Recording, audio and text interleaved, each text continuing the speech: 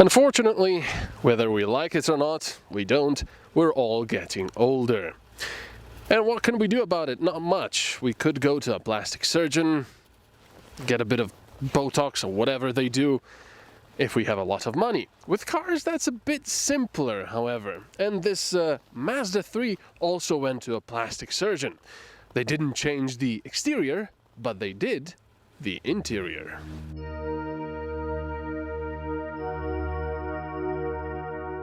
Yes, the Mazda 3 is still a very good-looking car. With sporty lines and a big front grille, you won't be overlooking it on the road anytime soon.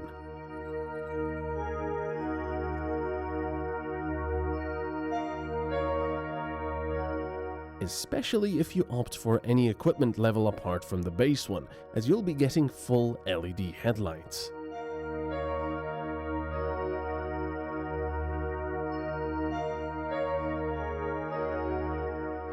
The side profile makes me think the car design was not dictated by aerodynamics and numbers alone, but also aesthetics.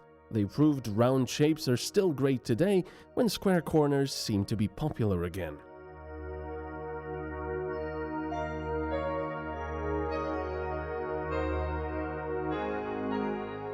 The exhaust has been hidden for the 4-door model, so the car has less of a racer and more of a prestigious look.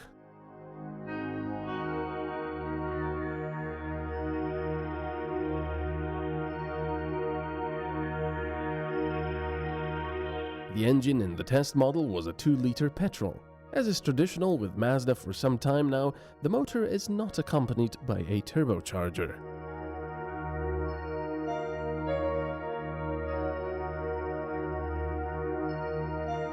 The exterior then is quite lovely, still. But now let's go to the one thing that I was talking about in the beginning, the interior.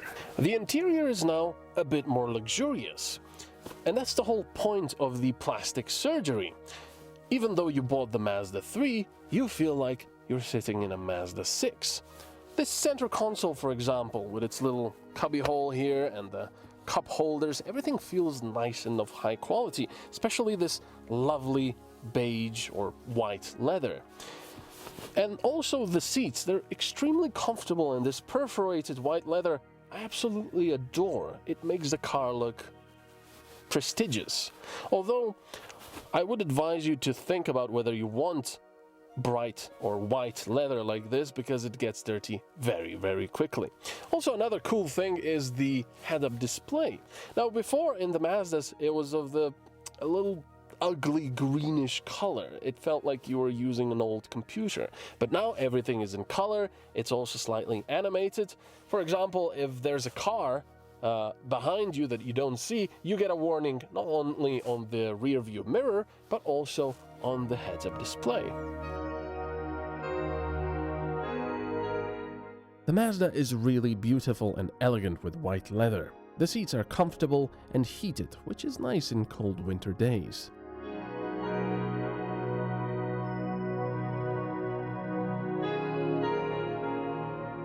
What I miss is a bigger infotainment screen, which did not get any love with the update.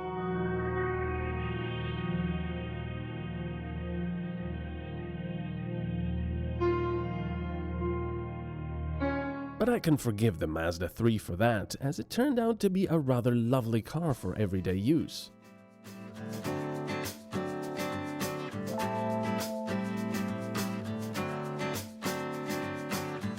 All of the materials and buttons have a high-quality feel to them, so the passengers are going to feel rather welcome and comfy.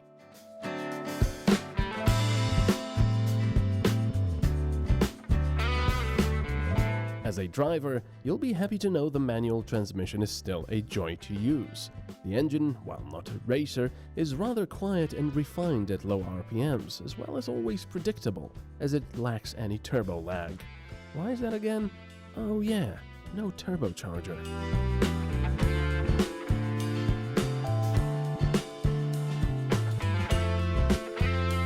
So the Mazda 3 is a very likable car, and you'll have a little bit of exclusivity on the road, as there aren't many around, although I can't really understand the reason for the latter.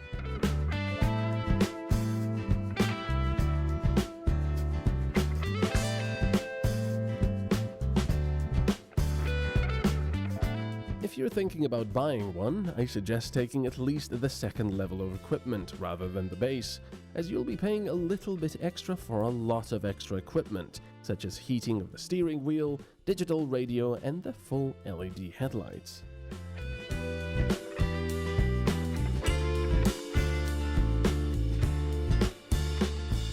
The base model of the 4-door Mazda 3 can be yours for just under 17,000 euros, while the top-of-the-line one with the most powerful diesel engine will cost you just under 27,000 euros.